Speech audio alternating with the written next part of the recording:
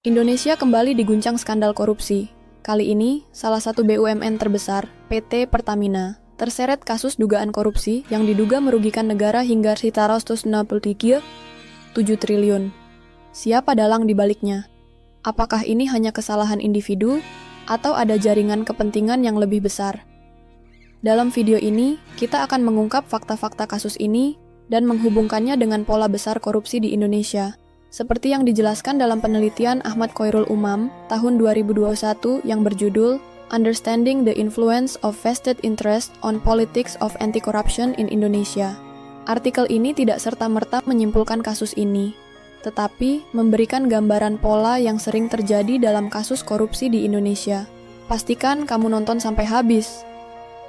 Kejaksaan Agung baru-baru ini mengungkap bahwa beberapa pejabat tinggi Pertamina dan pihak swasta telah ditetapkan sebagai tersangka dalam dugaan manipulasi impor minyak dan tata kelola kilang.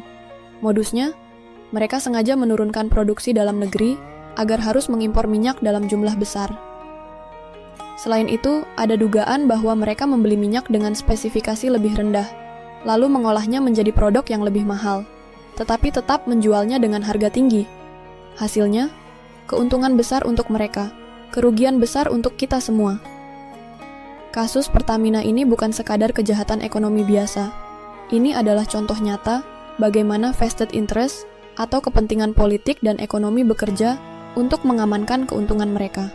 Dalam penelitian Ahmad Khoirul Umam 2021, dijelaskan bahwa setiap kali ada upaya pemberantasan korupsi yang serius, kelompok kepentingan ini akan berusaha melemahkan institusi anti korupsi seperti KPK. Ini bisa kita lihat dari revisi UU KPK pada 2019 yang akhirnya membatasi kekuatan lembaga tersebut dalam menyelidiki kasus-kasus besar seperti ini. Artikel ini digunakan sebagai dugaan karena memberikan pola yang dapat membantu kita membaca bagaimana korupsi tetap bertahan dalam sistem politik dan ekonomi kita. Pertanyaannya, bagaimana kasus ini berdampak pada kita? Korupsi di sektor energi tidak hanya merugikan negara, tetapi juga langsung mempengaruhi harga BBM yang kita bayar setiap hari. Ketika ada kebocoran dana triliunan, maka anggaran subsidi energi menjadi tidak efektif, dan pada akhirnya, rakyatlah yang harus menanggung akibatnya. Jadi, apa yang bisa kita lakukan? Pertama, kita harus tetap kritis dan terus mengawasi jalannya penyelidikan kasus ini. Kedua, dorong transparansi dan dukung media, serta organisasi yang berani mengungkap kasus korupsi. Ketiga, jangan bosan untuk bersuara. Suara publik bisa menjadi tekanan besar bagi pemerintah untuk bertindak lebih serius dalam memberantas korupsi. Korupsi bukan sekadar angka-angka besar di laporan keuangan negara, tapi ia menghancurkan harapan kita untuk kehidupan yang lebih baik. Apakah kita akan diam saja?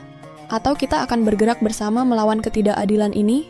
Tulis pendapatmu di kolom komentar, dan jangan lupa like, share, dan subscribe untuk terus mendukung konten edukasi seperti ini. Sampai jumpa di video berikutnya.